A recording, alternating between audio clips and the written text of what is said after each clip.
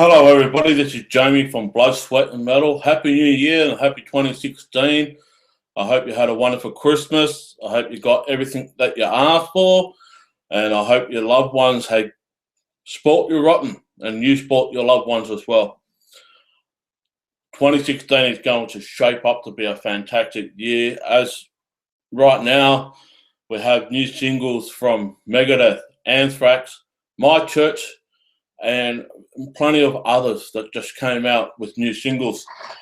I hope you are looking forward to it because this month we'll have the Megadeth album to be released, and the new single that came out with the title track, Dystopia, is now officially being released as a single.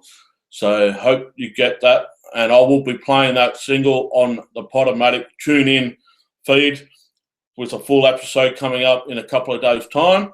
Also, Anthrax had just released their single, Breaking Lightning, and it's a great single. It's going to give a new fan base to Anthrax. So it's going to create some type of new fan base for them, and I think some of the hardcore fans will probably drop off because the way the sound is, it's more heavy rock, more of a Bush era Anthrax than Joey Belladonna Anthrax, even though Joey is the singer. But me personally, I'm not judging it on one song. I want to wait till the album comes out. I want to be won over.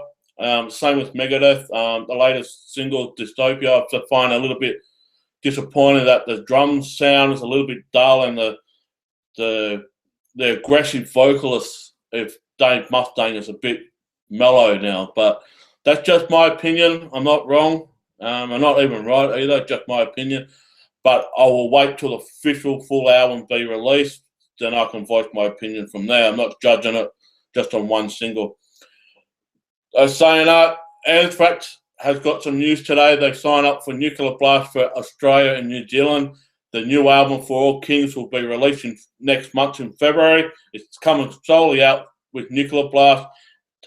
Great work behind the scenes by the people that are involved, and I cannot wait for this album to come out. So Nuclear Blast has signed up with Anthrax here in Australia and New Zealand, and we look forward to hopefully a tour sometime in the near future. Also, My Church has signed up, as I mentioned earlier, for Nuclear Blast as well. We cannot wait for what's in store for them for the remainder of 2016, and hope you fans get on board and give them a hell of a support. Other news that just came out is that Lenny's funeral will be streamed live on YouTube. If you have got the link, please click on it. It's going to be limited feed for that because we don't want much traffic on it, but it's going to start at 10 a.m. Eastern Standard Time. If you're over in Perth, please adjust your time accordingly to the time difference.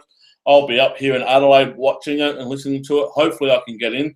So please show your support. Have a bottle of whiskey and Coke and call that Lenny and have a drink in honour for Lenny. What a great guy and what a sad day it was when he passed away. And a matter of fact, Ace of Spades is now racked up on the Billboard charts again after the passing of Lenny. So you never know. Rise from the ashes, I suppose. Also, Legion Music Festival has just started their crowdfunding, and it's up on their website on Facebook as well, the event page. They have a budget of $3.2 million, and they've got the end of January to reach that goal. Please, I encourage every fan of music genre to get behind it. I know people are leaving negativity reports and comments on their Facebook page and event page and what have you. Please get your head out of your ass. I will say this in a polite way, get your head out of your ass. Not everyone is going to like everything. I get that. But if you want metal and festivals to flourish still in Australia, we have got to support it. We are the fans. We are the most critical people on the planet to say if it's crap or whether it's great. So if you want to keep it flourishing, please go out and support it. No money will be taken out of your bank account unless that goal is reached. So if you're worried about money being taken out the same way as Soundwave downfall, you don't have to worry about that. As long as the goal's been met, that's when the money gets taken out. So just pledge. I encourage everyone to do that because, you know, we need some type of metal festival or rock, hard rock, whatever you want to call it, here in Australia. Well, that leads me into what I'm doing here. Well, 2016 is going to be a new chapter for Blood, Sweat and Metal. As you can see my ugly face for the first time. Hello, g'day. And if you see my name on the left-hand corner, you can follow me on Twitter. And you can also go on Facebook at Blood, Sweat and Metal. You can see all the latest news and what have you on there as well. We have started a new platform. I want to congratulate and thank solely to all the fans that showed their support over the last course of almost 2 years that I and David, who's been mate, started this show. And we cannot thank you enough because without your support, we can still do this, but it'll be a little bit of a down thing for us. But no, this just kept growing and growing and growing. And I want to thank all the bands and artists and the music executives, the promoters that allowed us to enjoy what we are hugely passionate about. I'm passionate about this scene of music, metal, rock, whatever you want to call it. I am a very passionate follower and I will support it 110%, and I'll give my best out to you guys to show you what I love. And if you don't like what I love, I don't care. As long as it's out there, many ears are listening, many eyes are seeing my ugly face. Yeah, and also you can rib me. I don't care. If I'm ugly, I'm ugly. If I'm beautiful, I'm beautiful. I can take it. I can cop it on the chin. But at the same token, this is for me, to you guys out there, and I want to say thank you for all your support. And as a matter of fact, we have got a special guest that joined us on Friday, the 8th of February. January, not February. February next month. January. Sorry. I've been having a bit of a mind blank for the last couple of days. But no, the 8th of January. And we got a very special guest, Voyager. And I'm speaking to Ash, who will be playing on the Nightwish bill for Adelaide and Perth. This is a band that started out in 1999. They have 5 albums already in their career. They have travelled the world over. They've done many festivals like Hammer Sonic, Progmate, all of them, all over the world. And they are just raising the flag for Australian music, and not just the music, the industry as well, because many bands here in Australia are trying to make their name for themselves, and Voyager is one of them, with many others to follow from that. But if you haven't got your ticket for the Nightwish, please, I encourage you. You haven't got many days left to do it. Get your ticket to see Voyager and see Nightwish, and it's going to be an absolutely extravaganza concert and an awesome time to see. So please go down there.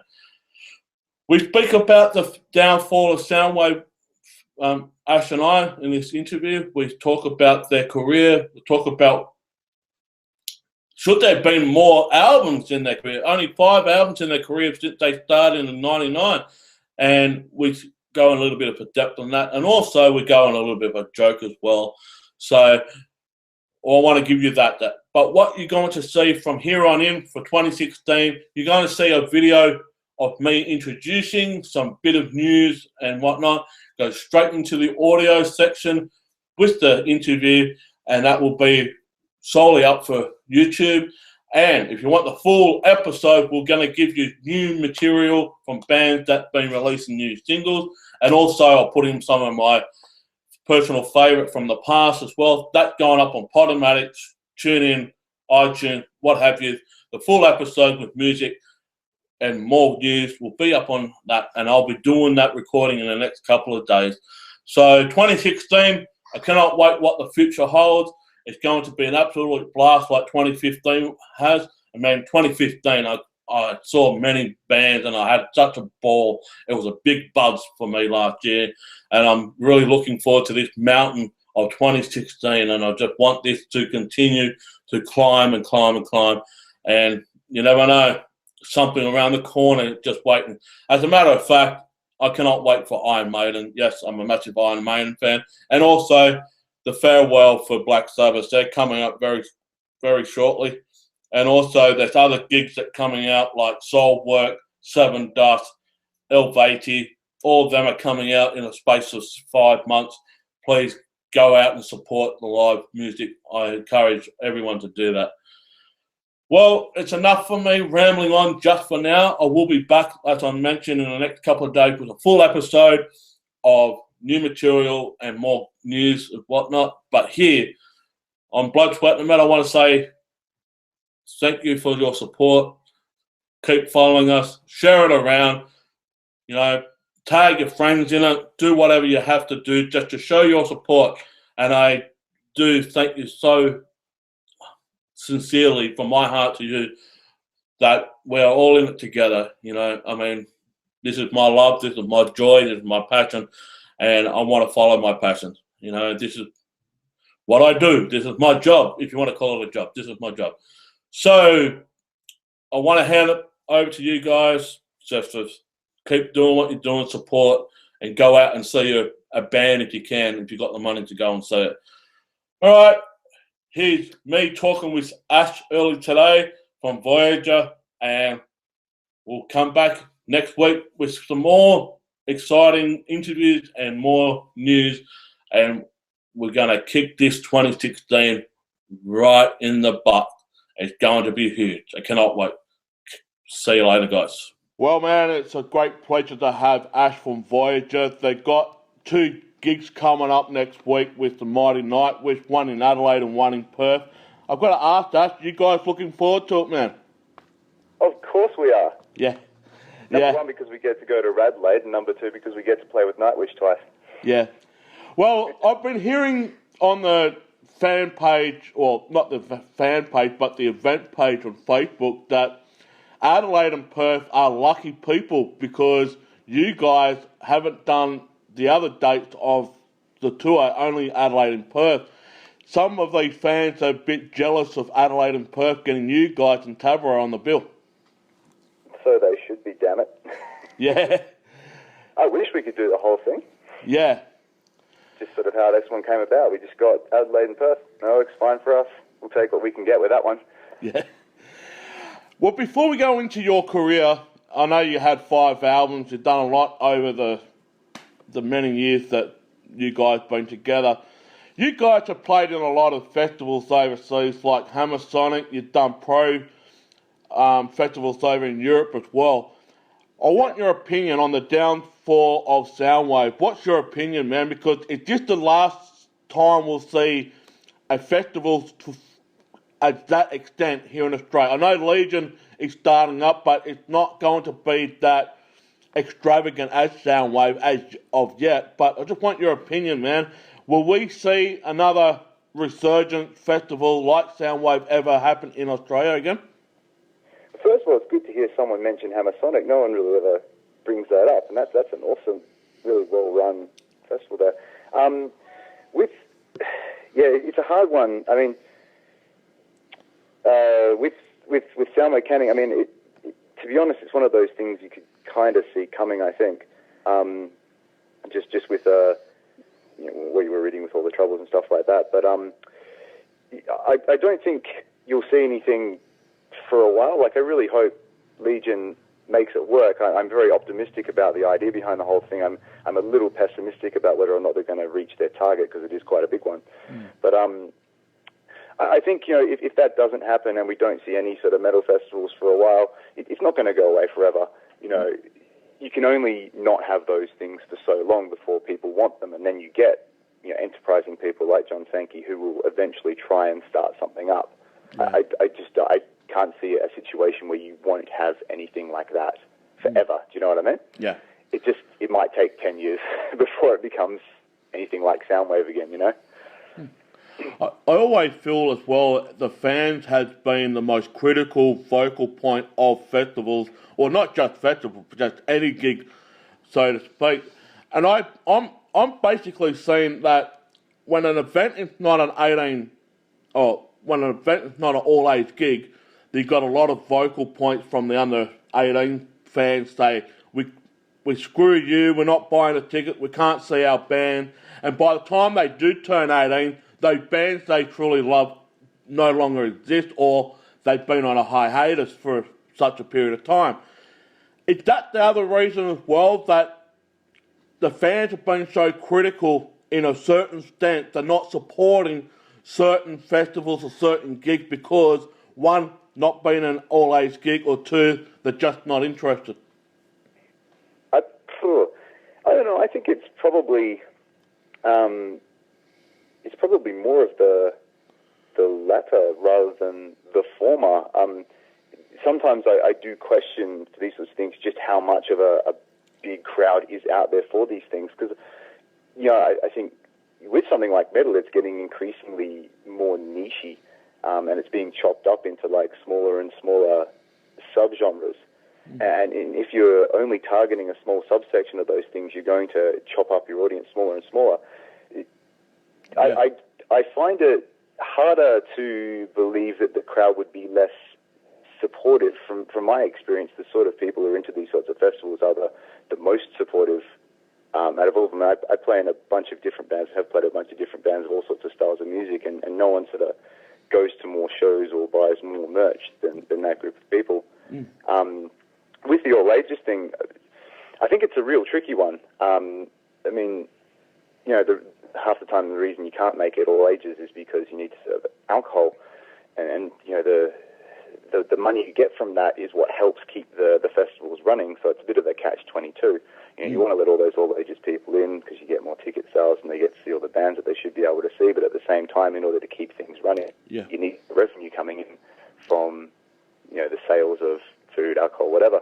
And because you got the alcohol there, then you have certain responsibilities which prohibit you from having 18 plus people there.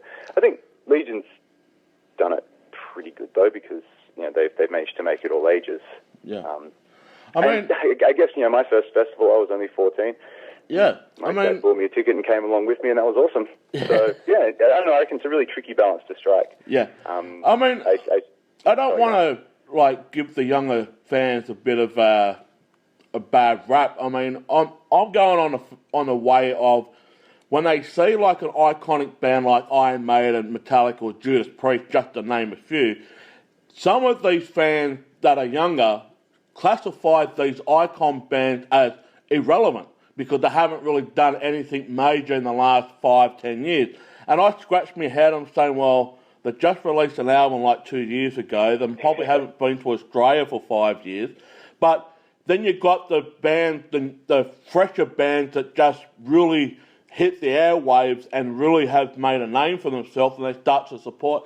I'm all for that.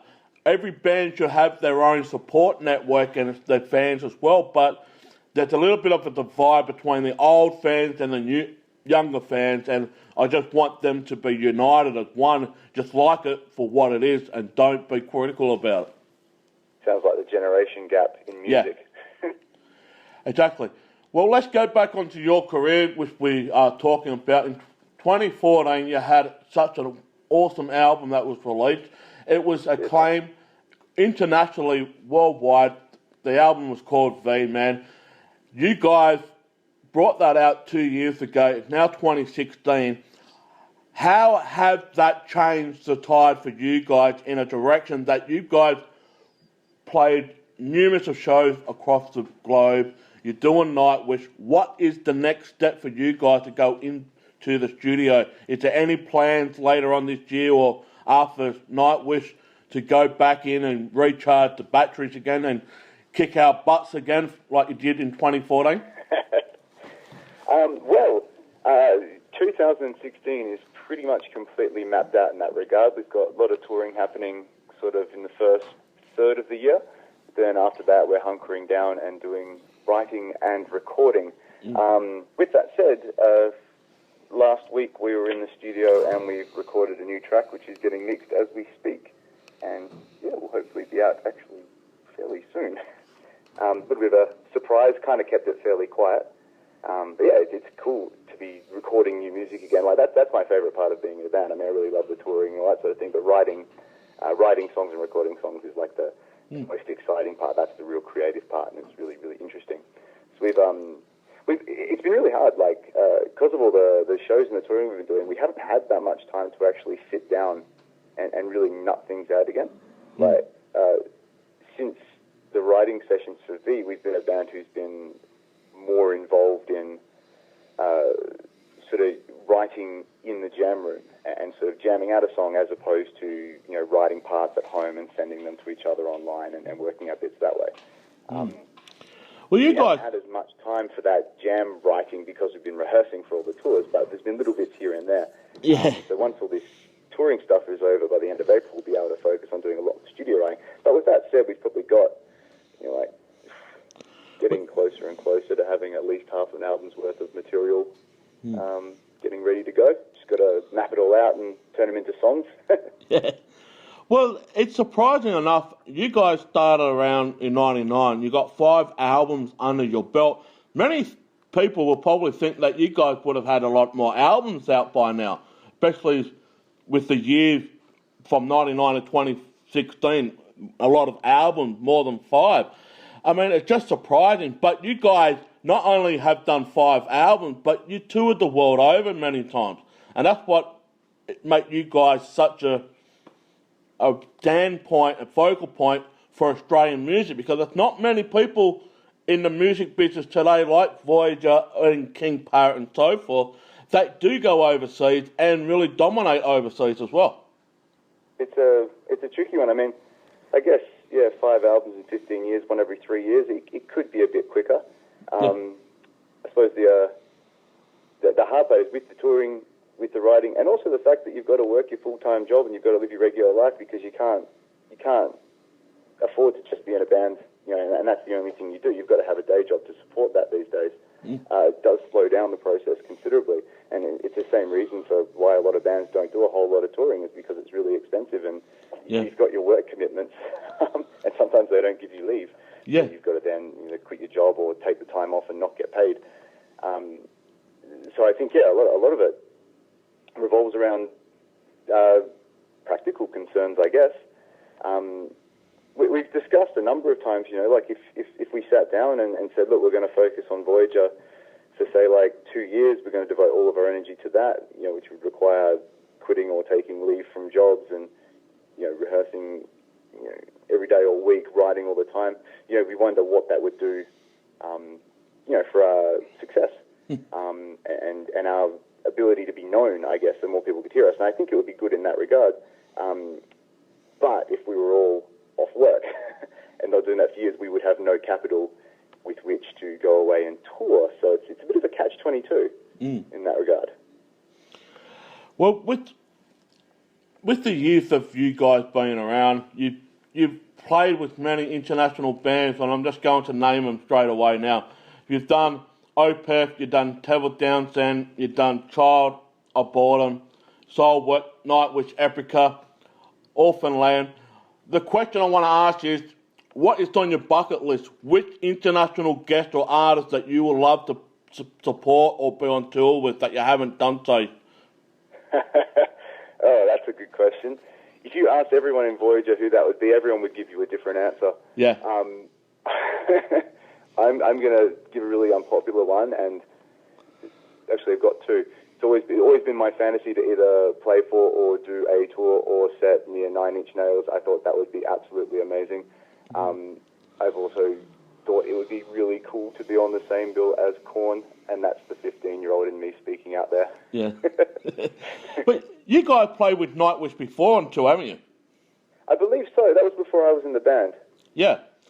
That was like years ago in Perth. Yeah, Taj was the singer, or Annette, I think it was. Well, I'm asking my partner. A couple of singers ago for Nightwish. Yeah, they had 3 singers, and my partner's a massive Nightwish fan. She's sitting right beside me, and I'm looking at her, and I'm asking her the question, who was the singer for Nightwish then? But now this time around, you guys are playing with Nightwish, and Floor is absolutely a beautiful beautiful lady. You guys will be absolutely drooling over her. Not lustfully, but you know what I mean. Good thing you clarified that one, yes. Keep my life happy. But no, it's just so awesome. I mean, I've been wanting to see Voyager come to Adelaide many, many times, and due to other gigs being on at the same time, I haven't had the chance to see Voyager. This will be my first time. This will be my first time. I know I've got a bit of an accent, don't worry. But you guys are going to kick our butts, and like I said, man, the event page had basically been jealous of you guys only putting Perth and Adelaide on the bill, and I'm laughing. So is my partner about that as well. But what are we? All I can say to those people is it's completely out of our hands. Yeah, I know. But I just if they want to see the other shows, they can start campaigning really quickly and really hard. But I do want to ask, what are the fans like myself who hasn't seen the band yet?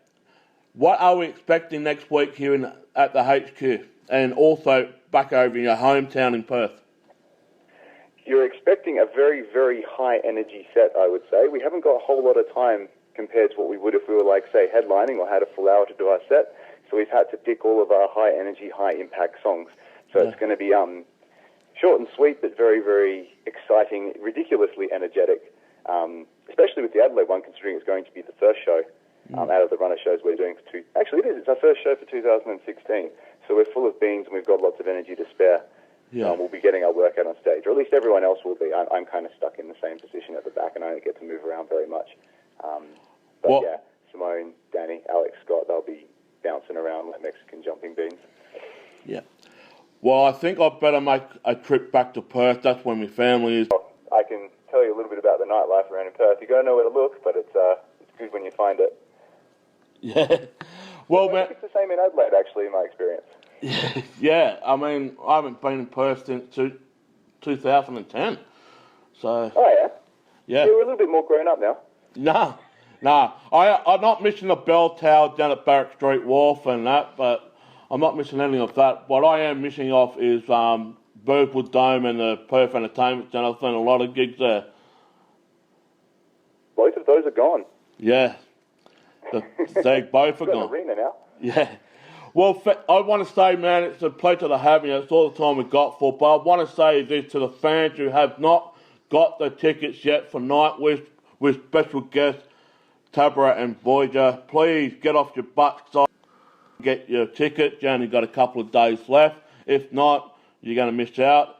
I'll be there next week here at the HQ in Adelaide. I'll be seeing you guys, and I'll be having a drink or two with you afterwards. Well, that's a good idea. You speak the truth in so many ways. Yeah. All right, man. Thank you so much for joining us, and take care, and we'll see you on the other side next week. Absolute pleasure, man. Cheers for that. No worries. All right. Catch you, man. Catch you, buddy. Go, bye.